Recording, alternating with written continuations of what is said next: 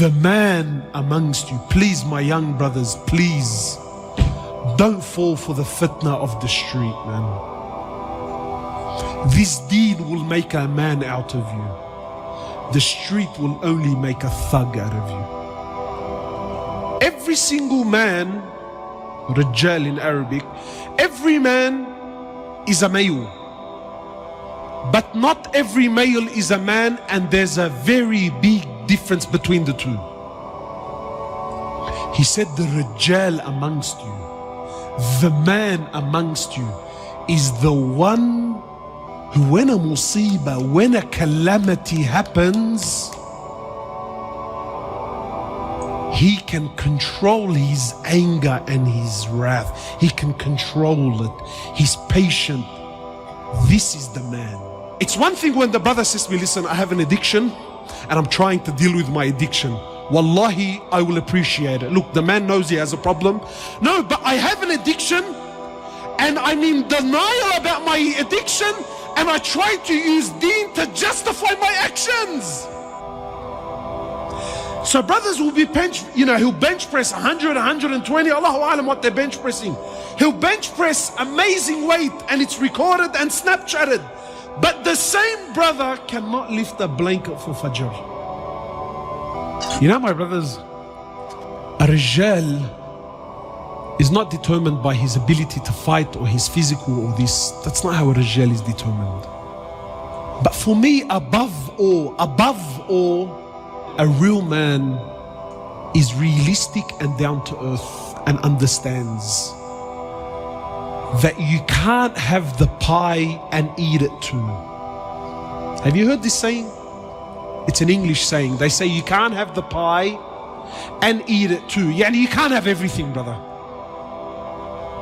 And we're trying to have everything. One of the ulama said that the difference between us and the Sahaba, you know what the difference between us and the Sahaba was? He said they only wanted Jannah. That's all they wanted. We also want Jannah. You see the difference? They only wanted Jannah. We also want Jannah. You see, a real man is realistic. A real man is realistic. A real man knows and understands that if I'm gonna be a Rijal, see, to be a man, like I said, it's not a taru. It's not something you get. To be a Rijal, these are decisions you have to make. They're sacrifices you have to take. And this is a lifestyle. It's a lifestyle that you have to live. And a real man and a real Rijal understands that if I'm gonna be a man, I can't be anything else with it. It's either a man or something else. Where am I going with this? A real man is realistic. He understands that when I get married, that when I have children, that when I take on a job, that when I give my word, when I make a commitment, there are sacrifices that have to be made. You see, today we're not men, we're boys. We're little boys that are stuck in big bodies. That's what we are, my brothers. Wallahi, forgive me. But if we're going to be honest here tonight, we are little boys that are stuck in big bodies. We like to think we're men. We like to think we're men. But when you go by the criteria of Allah and His Prophet, we're very far from it.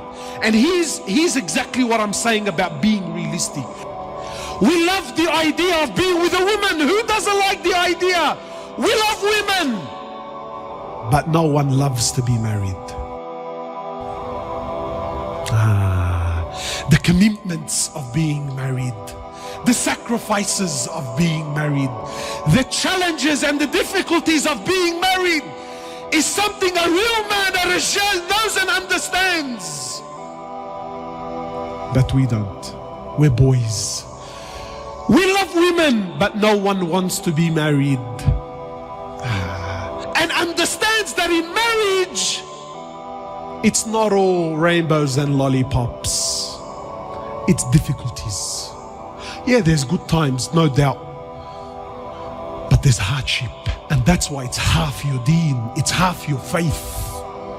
We love kids. But no one wants to be a father. Your ability to have children doesn't make you a man. Your ability to raise those children, your ability to father those children, that's what makes you a man, bro. We love money, but no one wants to. No one wants to work, bro. That's why drug dealing and being a runner is so appealing to the young boy.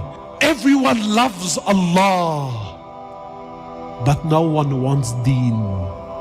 Brother, how can you love Allah but not have deen? No. So now there's this sick culture. Have you noticed this culture? Brother, you don't know what's in my heart. My iman is in my heart, brother. My relationship with Allah is in my heart. So now this idea of the heart, it's very poisonous. Why? Because it comes through. Brother, do you know what's in the hearts? No, I don't know what's in the heart. But really he's hiding his hypocrisy with this.